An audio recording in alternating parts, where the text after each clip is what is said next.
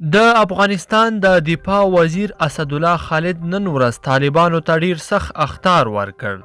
اسدالله خالد طالبانو ته تازه سو ویلې او چیرته یې دغه خبرې وکړي. دلته یې راسره په ویډیو کې کتلی شئ. درنو لیدونکو السلام علیکم. اسدالله خالد وایي که طالبان اوربند نه کوي له منځه به یې یوسو. د ملي دفاع سرپرست وزیر اسدالله خالد مزار شریف ته د یو سفر په ترڅ کې طالبانو ته ګواښ کړی که خپل بریدونه راکم نه کړي نو له امنیتي ځواکونو سره به په جګړه کې دا ډله له منځه یوړل شي. نوموړی چې د بلخ د امنیتي وضعیت څارنې لپاره دغه ولایت ته تللی و له خبریالانو سره یې په سوله او اوربند ټینګار کړی دی، خو ویلي دي طالبانو د اورکم له اونۍ وروسته پر افغان ځواکونو بریدونه زیات کړي دي او د سولې اراده نه لري.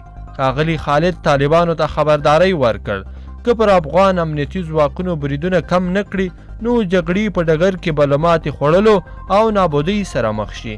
د طالبانو ټول بریدونه ناکام دي او دوی اوس ملکي وګړي په نښه کوي.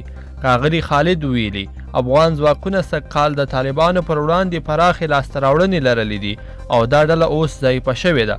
خالد دا څرګندونې په داسې حال کې کړې دي چې طالبانو د روژې د اوربند په هکله د ټولو لوري غوښتنه رد کړې او دا غوښتنې غیر منطقي بللې.